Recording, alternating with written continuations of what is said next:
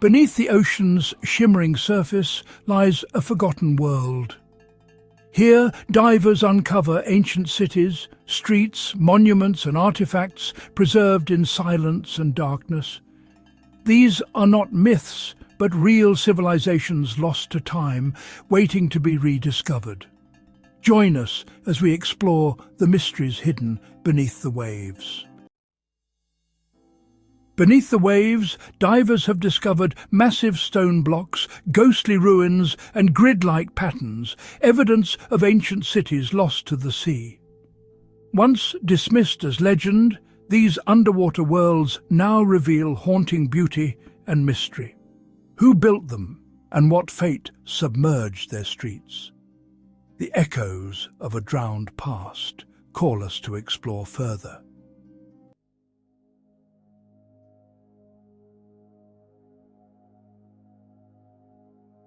The discovery of these sunken metropolises introduces a profound and unsettling mystery. History, as we know it, is largely a narrative written by the victors and the survivors. It is a story told from the perspective of civilizations that endured. But what about those that did not? The existence of these underwater cities suggests there are entire civilizations that have been completely erased from our collective memory. They left no written records that we have found, no lineage that we can trace. Their knowledge, their culture, and their achievements were all extinguished in a single, devastating moment, lost beneath the waves. This sets the stage for one of the greatest archaeological quests of our time. We must now ask ourselves fundamental questions about our own past. Were ancient humans more advanced than we previously believed? Is it possible that major hubs of civilization rose and fell long before the rise of Sumeria, Egypt, or the Indus Valley? The structures found on the seabed are complex and monumental, suggesting a high degree of social organization, engineering skill, and architectural knowledge.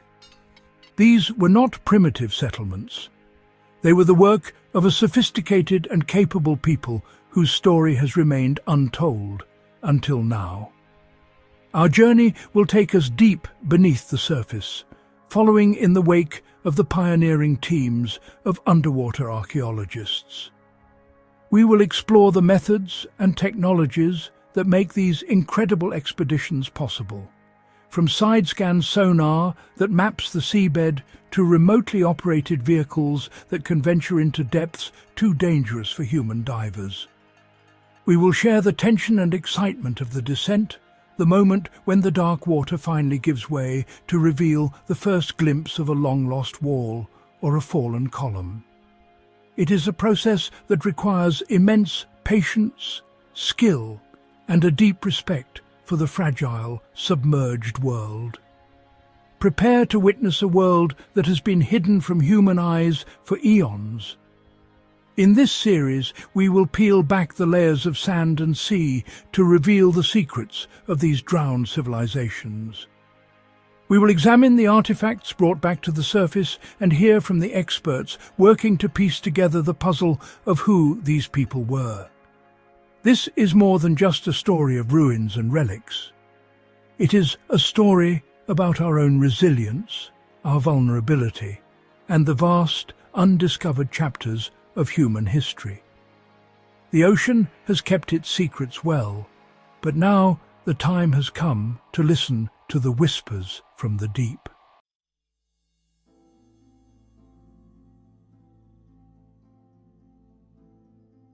What drives a person to leave the comfort of the sunlit world and venture into the crushing cold darkness of the deep sea?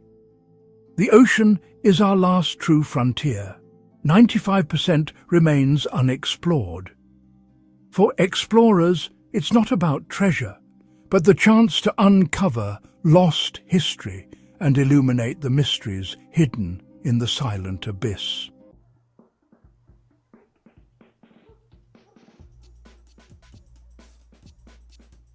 Preparing for a deep-sea archaeological expedition is a monumental undertaking. It takes a floating laboratory, advanced sonar, robotic ROVs, and a team of experts, archaeologists, geologists, engineers, and technical divers. Every member plays a vital role in uncovering history from its watery grave, using technology and teamwork to reveal secrets hidden beneath the waves.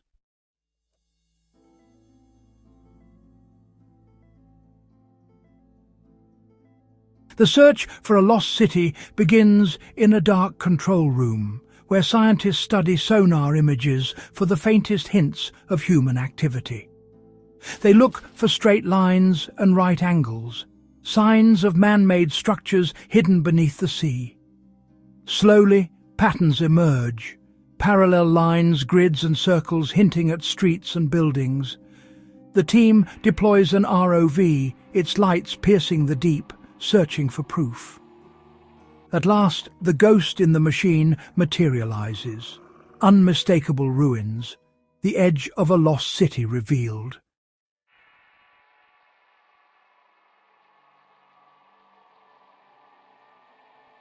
The first glimpse of a submerged wall is just a whisper from a lost world. The ROV glides through ghostly ruins, revealing paved streets, doorways and artifacts, pottery, tools and columns, each a clue to a forgotten city. With every discovery, the past grows louder, its story waiting to be heard.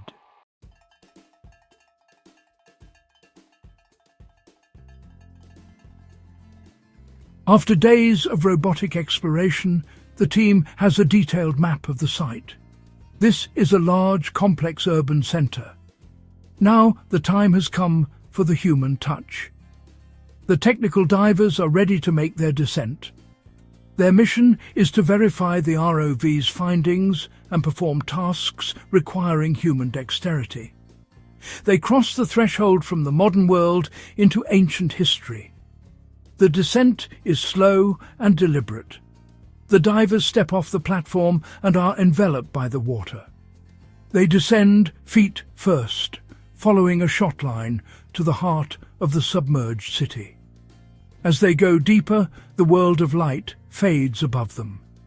The surface blue gives way to indigo, then near total darkness, pierced by their dive lights. The pressure builds with every foot of descent. Finally, their fins touch down on the sea floor. They have arrived. For a moment, they remain still, acclimatizing. The silence is profound, broken only by their breathing. They are standing on a street last walked upon thousands of years ago. Their torch beams illuminate the stone walls and foundations. Seeing it on a screen and being physically present are vastly different experiences. The scale and reality of the place is awe-inspiring. Their work begins immediately. Following the dive plan, they swim towards a specific target, perhaps to get a clearer look at an inscription or excavate a test pit. One diver sets up a photographic grid, while another measures a building's foundation. They work with the focus and precision of surgeons. They are the first human ambassadors to this lost kingdom, standing on the threshold of a new chapter in history.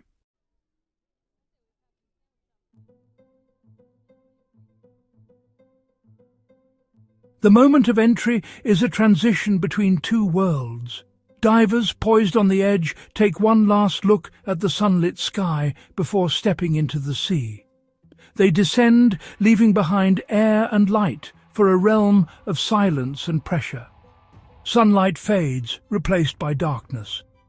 The divers, now reliant on their training and technology, float in the vast unknown, their journey into the past truly begun.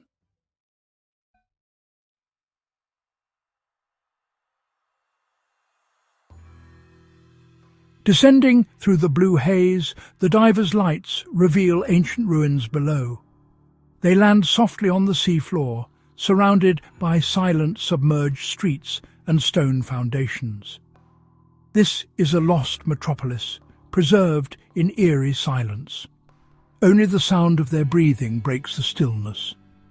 The divers move with reverence, aware they are visitors in a vast underwater tomb.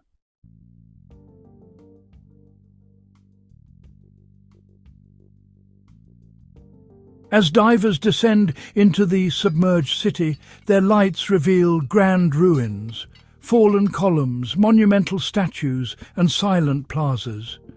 Each stone tells the story of a lost civilization. The divers move carefully, documenting every detail, piecing together the city's forgotten past from the ghosts of stone and sand.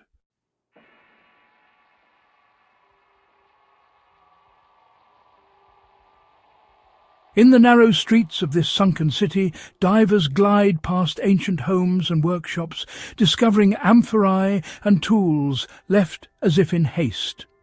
Each artifact, decorated jars, scattered implements, reveals a vibrant world, frozen in time.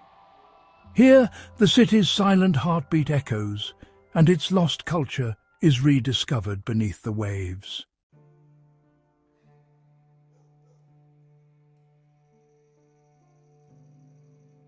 The divers' time below is brief, limited by their air and the long decompression stops ahead. They take one last look at the silent city, beams of light dancing across ancient stone. What they've seen rewrites history, concrete evidence from a world once thought myth. Surfacing, they return as messengers from a forgotten age, carrying the light of knowledge. But beneath the waves, deeper secrets still wait, calling for the next descent.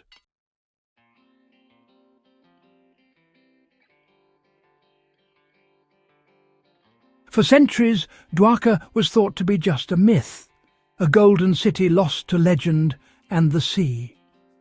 But in the late 20th century, divers off the coast of Gujarat uncovered vast underwater ruins, stone walls, and ancient artifacts, revealing that the legendary city of Lord Krishna was real after all.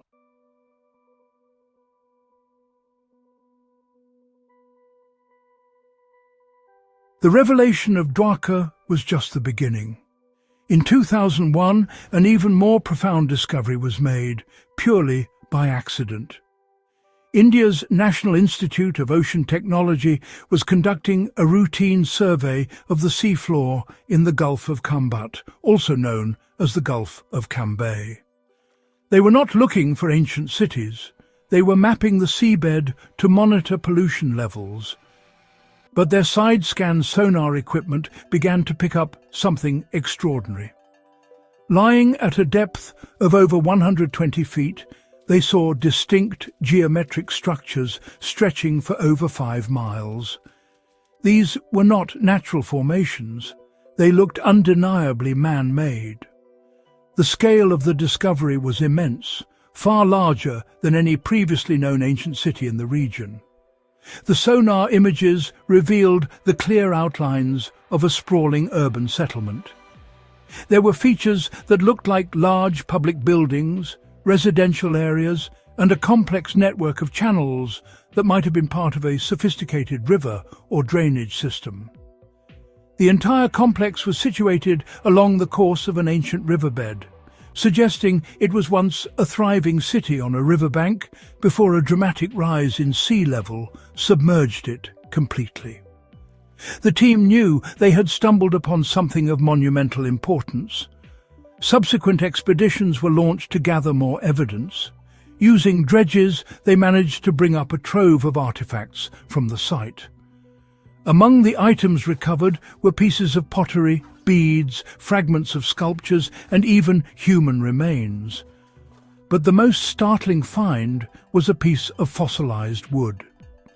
When this wood was sent for carbon dating, the results sent shockwaves through the archaeological community.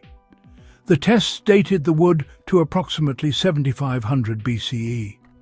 This suggested that the city could be over 9,000 years old, predating even the earliest known cities of Mesopotamia, long considered the cradle of civilization. This discovery is deeply controversial and profoundly significant. If the dates are correct, it means that a highly advanced urban civilization existed in India thousands of years earlier than any historian had ever imagined.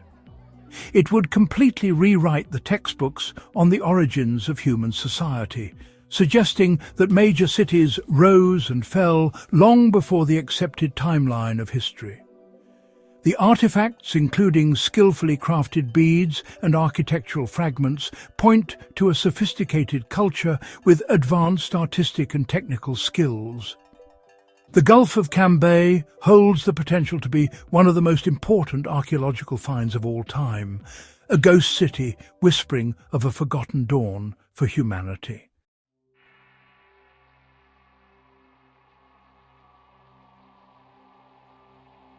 Off the coast of southern Greece lies Pavlo Petri, the world's oldest known submerged city. Discovered in 1967, its remarkably preserved streets, buildings and tombs date back over 5,000 years. Thanks to modern technology, we can now explore this Bronze Age port, frozen in time beneath crystal-clear waters.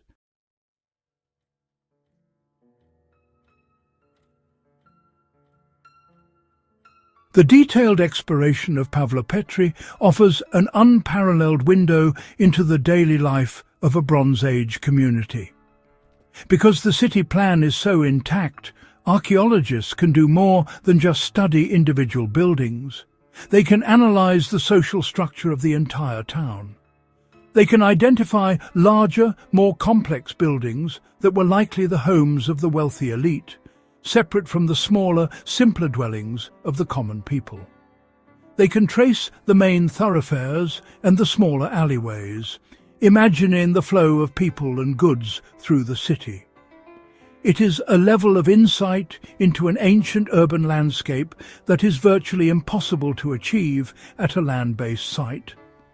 The artifacts found within the buildings provide an even more intimate connection to the people of Pavlo Petri. Inside the outlines of houses, divers have found the everyday objects that were left behind.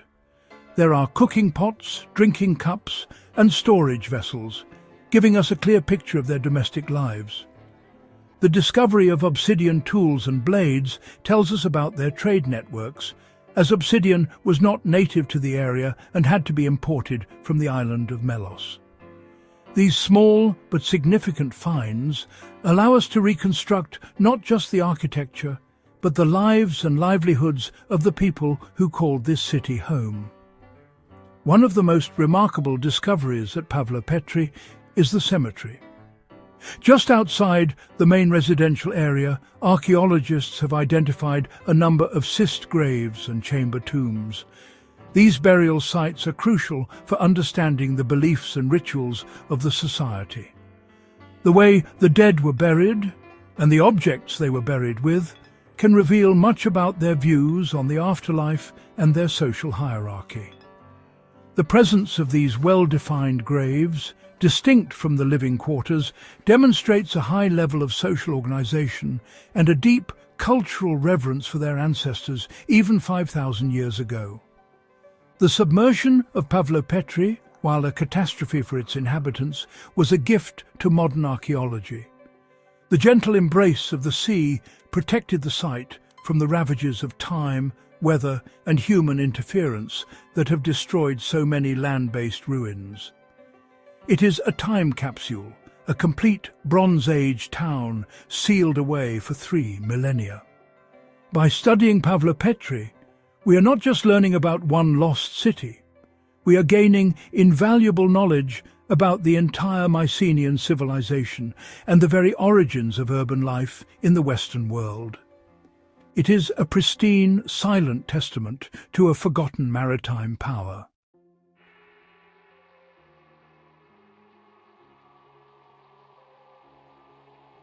In 1986, a local dive tour operator named Kihachiro Aratake was exploring the waters off the coast of Yonaguni, the southernmost of Japan's Ryukyu Islands. He was scouting for new dive sites with interesting hammerhead shark populations when he made a discovery that would spark one of the most heated debates in modern archaeology. Beneath the waves, he found a colossal underwater structure. It was an immense monolithic formation, a series of gigantic stone terraces, platforms and steps that looked as though they had been carved out of the bedrock. It was utterly massive, measuring over 165 feet long and 65 feet wide. The structure, now known as the Yonaguni monument, is a geometric marvel. It features enormous flat terraces, towering vertical walls that appear to be made of stacked blocks, and features that have been described as staircases rising at sharp 90-degree angles.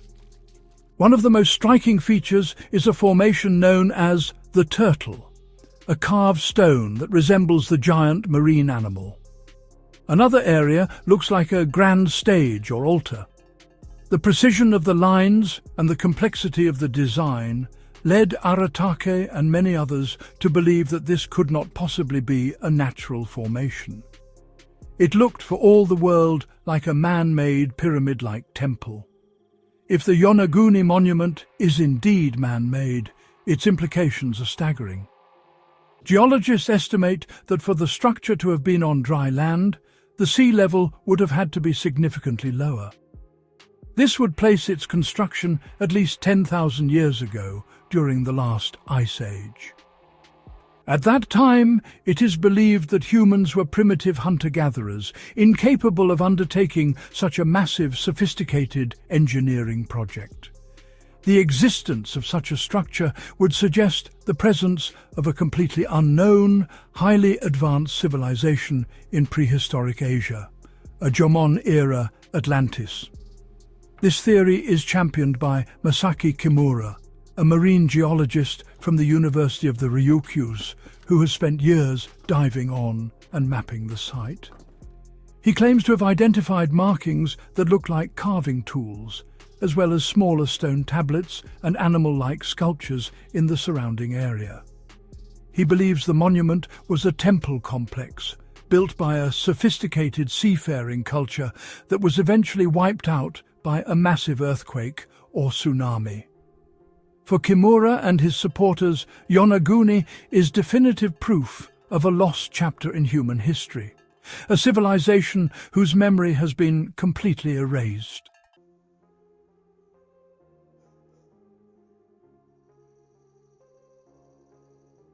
The idea that the Yonaguni monument is an artificial structure is not without its powerful critics. Many mainstream geologists and archaeologists remain highly skeptical. They argue that the monument can be explained by natural geological processes. The region is known for its sandstone, a type of rock that tends to fracture along straight plains when subjected to tectonic stress. They propose that millennia of strong ocean currents and natural erosion acting on this predisposed rock could have created the sharp angles, flat surfaces and terraced appearance that so closely mimic intentional construction. They point to similar natural formations found on land in the same region. The debate becomes a fascinating case of interpretation. Where one person sees a staircase, another sees a series of natural horizontal fractures in the rock. Where one sees a carved face, another sees a chance pattern created by erosion, a geological equivalent of seeing shapes in the clouds. Skeptics argue that there is a lack of definitive evidence of human activity. For example, there are no smaller, loose blocks that would indicate construction, and the tool marks identified by supporters are seen by others as simple scratches from natural abrasion. The controversy highlights how difficult it can be to distinguish between nature's handiwork and ancient human engineering. Proponents of the man-made theory counter these arguments by pointing to the high concentration of unusual features in one single location. While natural processes might create one or two straight lines, Could they create such a complex and organized collection of terraces, steps, and what appear to be carved features?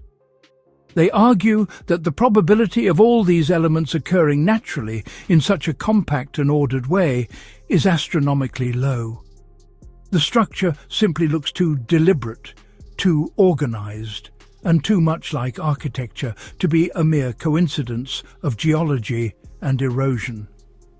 Ultimately, the Yonaguni monument remains one of the world's great mysteries. It is a place that challenges our perceptions and forces us to question our assumptions about the distant past. Whether it is the work of an astonishingly ancient and unknown civilization, or one of the planet's most spectacular natural wonders, its power to inspire awe and curiosity is undeniable. It stands as a silent, submerged enigma, inviting us to look closer, to keep exploring, and to remain open to the possibility that our history is far stranger and more complex than we know.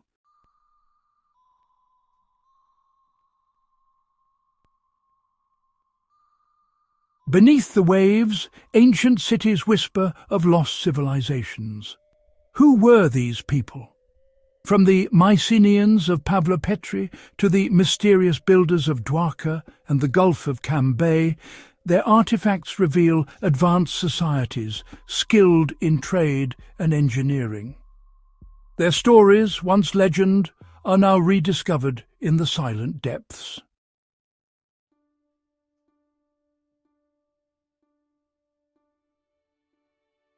Why did these magnificent cities vanish beneath the waves? The answer lies in the Earth's immense, unforgiving power. Earthquakes, tsunamis, and rising seas have claimed entire civilizations. These cities, built on the front lines of nature's fury, were ultimately no match for the planet's ever-changing forces.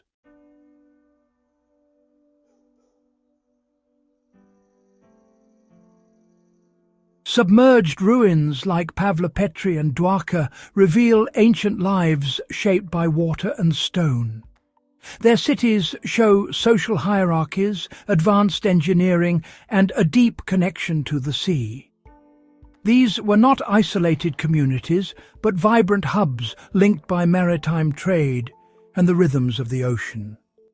They were truly people of the sea.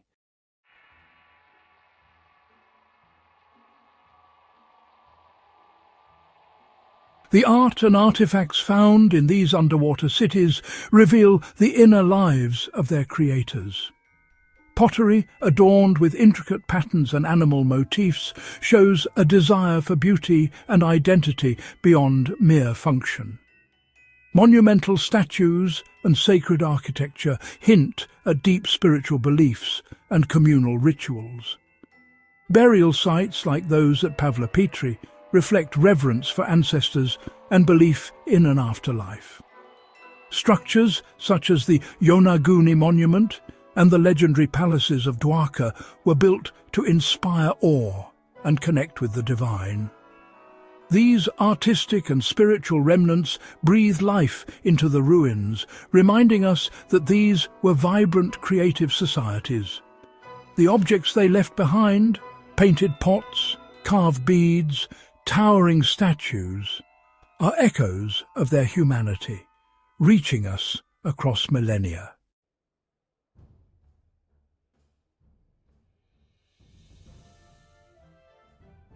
The discovery of sunken cities forces us to rethink the origins of civilization. Evidence from sites like the Gulf of Cambay suggests advanced societies existed thousands of years before the pyramids.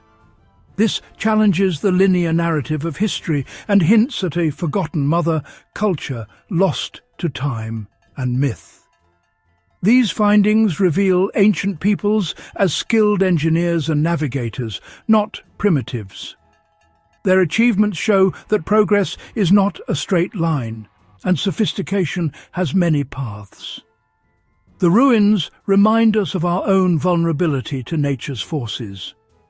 For every city we know, countless others may lie hidden, urging us to keep searching and questioning our past.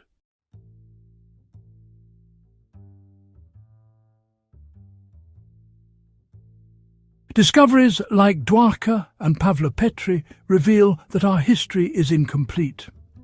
These sites force us to redraw the map of ancient civilization, suggesting multiple origins and forgotten cultures. The possibility of cities predating Mesopotamia and Egypt is revolutionary. Our past is a branching tree, not a single line.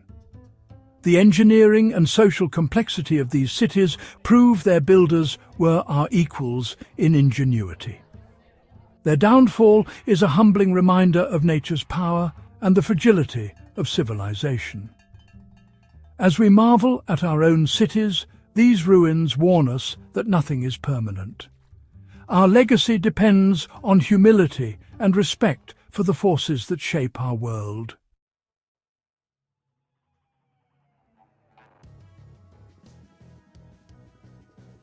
The ocean is a vast, silent library preserving lost chapters of human history.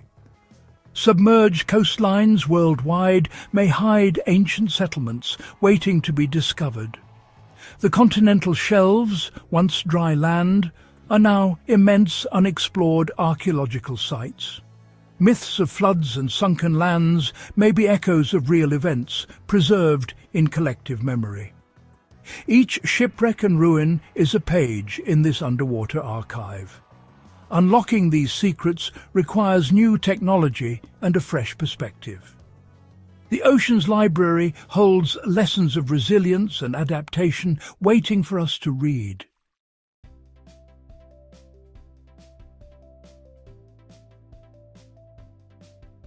Ocean exploration is entering a new era, driven by advanced technology. Autonomous underwater vehicles and AI are revolutionizing how we map and analyze the seabed. Exploration is becoming more accessible, inviting citizen scientists to join the search. The next great discovery could come from anyone, anywhere.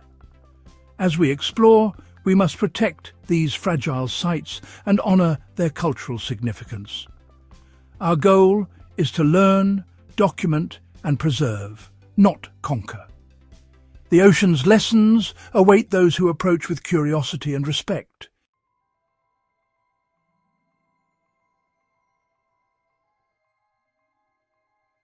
The world beneath the waves reflects a forgotten past and the enduring spirit of humanity. Each discovery adds depth to our story and raises new questions. The ocean's mysteries are far from solved.